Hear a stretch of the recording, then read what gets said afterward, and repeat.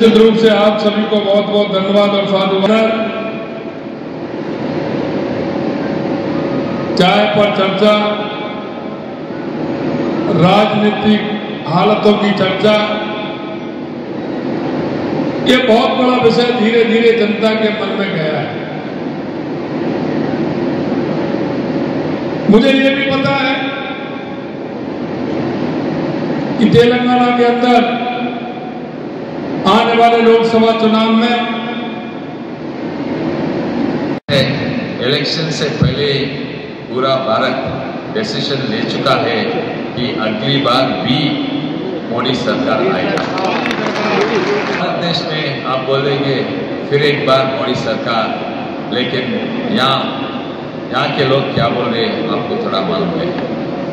ई सार అయితే మోడీకి ఇస్తాం, परसों किसी को डाला शायद कांग्रेस को डाला टीआरएस, लेकिन ये साल అయితే మోడీ के इस्ताम सब पार्टी के लोग రాజనగర్ల ప్రచారం జరుగుతుంది.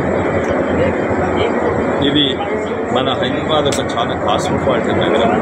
ఇక్కడ భారతీయులందరికీ ఉత్తర భారతదేశం నుంచి, ఉత్తరప్రదేశ్ నుంచి, రాజస్థాన్ నుంచి ఎంతోమంది ఇక్కడ ఉన్నారు.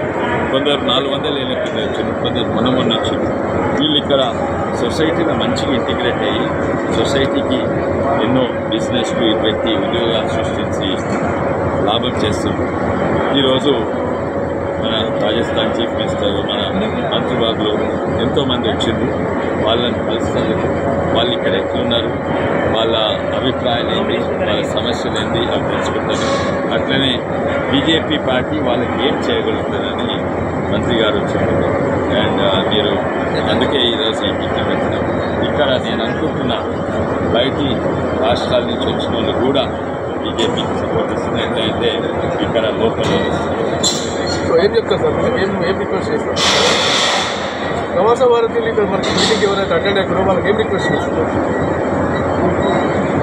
దేశాన్ని రక్షిస్తుండు, అటు పాకిస్తాన్ చైనా నుంచి, ఇటు పేదలను ఆదుకుంటుండు, అటు ధర్మాన్ని కాపాడుతుండు, ఎకానమీని 10వ స్థాయి నుంచి 5వ స్థాయికి తీసుకుంటుంది. దేశ అభివృద్ధి, దేశ భవిష్యత్తు బీజేపీ పార్టీ కోరుతుంది. ఇక్కడ బీజేపీ పార్టీ చెవుల నంబర్ 2 బటన్ ఉండాలి. 2 లక్షలతో గెలుస్తున్నారు రెండోసారి. అది కమలం. మన రాష్ట్రంలో ఎన్ని సీట్లు కైవసం తీసుకున్నారు? 12 సీట్లు గెలిస్తే తప్ప. ఆయన గెలుపు ఈరోజు సాయంత్రం తీసుకోవాలైతే పోస్టల్ బ్యాలెట్ అయిపోతలేదు. అయితే ఆ పోస్టల్ బ్యాలెట్ నేను అనుకుంటున్నా ఓన్లీ 1 వే పోస్టల్ బ్యాలెట్ పోగా 80 నుంచి 90% ఒకటే డైరెక్షన్లో ఇచ్చింది. ఇక ఎందుకు నాకు సంతోషం మీరే అనుకోండి. మేమే కాదు, ఇవాళ సాయంత్రము డాన్స్లు ఇంకా సెలబ్రేషన్స్ ఇవాళ సాయంత్రం నుంచే మొదలైపోయింది.